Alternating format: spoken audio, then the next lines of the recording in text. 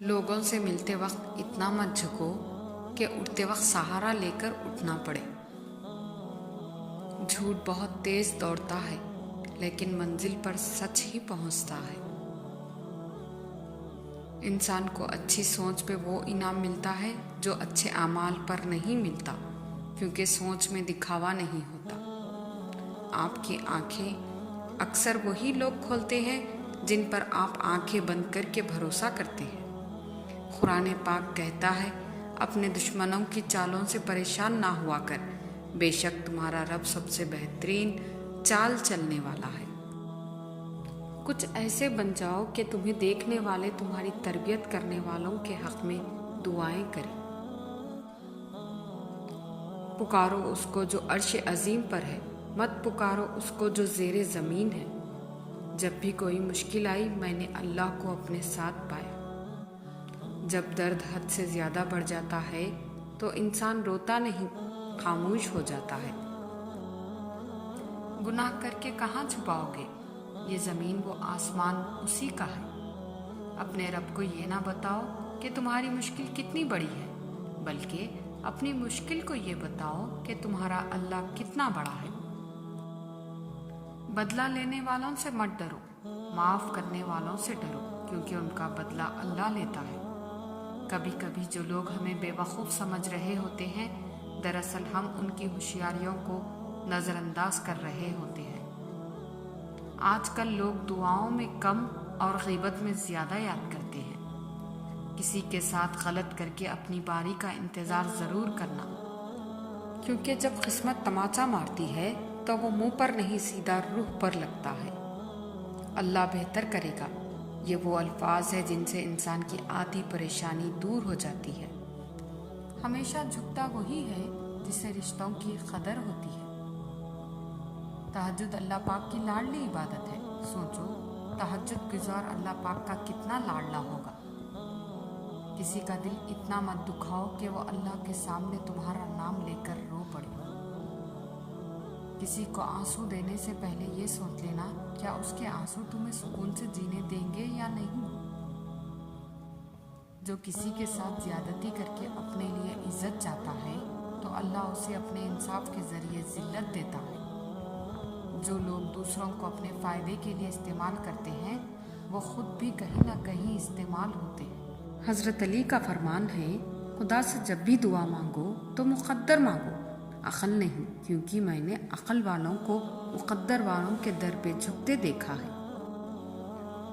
تہجد کی دعائیں جب نصیب کے روبرو آ کر کھڑی ہو جاتی ہے، تب کچھ بھی ناممکن نہیں رہتا۔ تب 400 گن کی صدائیں گونجتی ہے۔ تہجد کا خاموش سجدہ اور زار زار بہتے ہوئے آنسو اللہ کبھی ضائع نہیں کرتا۔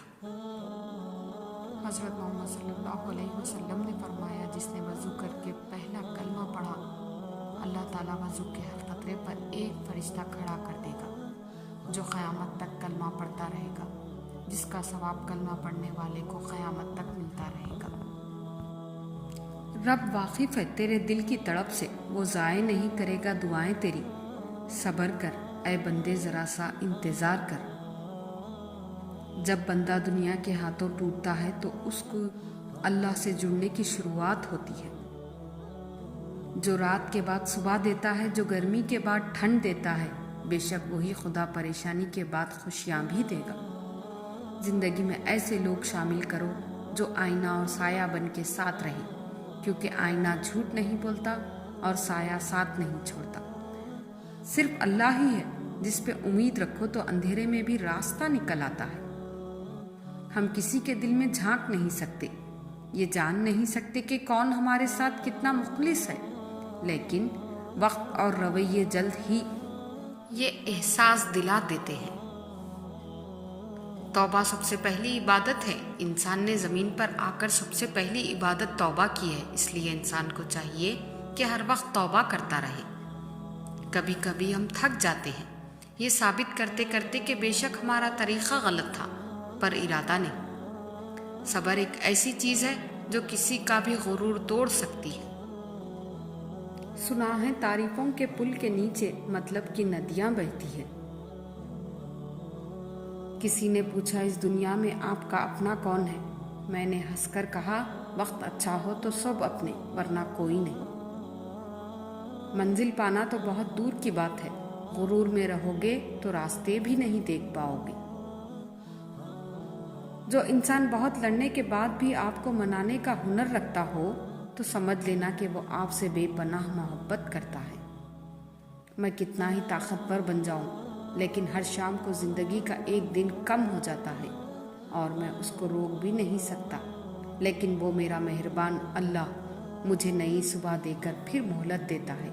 شاید میرا بندہ توبہ کر لے اور میں اس کو بخش دوں۔ جو دل کے صاف ہوتے ہیں لوگ غلط بھی انہیں ہی سب سے زیادہ سمجھتے ہیں۔ محبت دیکھ لی ہم نے زمانے بھر کے لوگوں کی، جہاں کچھ دام زیادہ ہو وہاں انسان بکتے ہیں۔ دنیا کو چاہنے والا بکھر جاتا ہے اور اللہ کو چاہنے والا نکھر جاتا ہے۔ ہم محبتوں میں درختوں کی طرح ہے، جہاں لگ جائیں مدتوں وہیں کھڑے رہتے ہیں۔ اذان کی آواز پر ایک دکان بھی بند نہیں ہوتی اور ایک گولی کی آواز پر پوری مارکیٹ بند ہو جاتی ہے۔ موت کا خوف ہے لیکن جس کے ہاتھ میں موت ہے اس کا ڈر نہیں۔ عزت جب عزتوں کے مالک نے دی ہو تو کسی کے برا چاہنے سے کیا فرق پڑتا ہے۔ سوچ اچھی ہونی چاہیے کیونکہ نظر کا علاج ممکن ہے لیکن نظریے کا نہیں۔ نرم دل سے پتھر دل بننے کا سفر یقین مانے آسان نہیں ہوتا۔ نگاہ فکر سے پردے اٹھا میرے مولا، سرے فلک بھی دھواں ہے سرے نظر بھی دھواں۔ دریا نے نہر سے پوچھا کیا تیرا دل نہیں چاہتا کہ تو سمندر بن جائے؟ نہر نے دریا سے کہا بڑا بن کر کھارا ہو جانے سے بہتر ہے کہ چھوٹا رہ کر میٹھا رہوں۔ مقدس علم کا نزول اعلیٰ دماغ پر نہیں پاکیزہ دل پر ہوتا ہے۔ ایک کم ظرف انسان اچھا وقت آنے پر جو چیز سب سے پہلے بھولتا ہے وہ اس کی اوقات۔ ایسے لوگوں کی عزت کریں جو فرصت کے اوقات میں آپ سے باتیں کرتے ہیں، لیکن ان لوگوں سے پیار کرو جو فرصت نکال کر آپ سے باتیں کرتے ہیں۔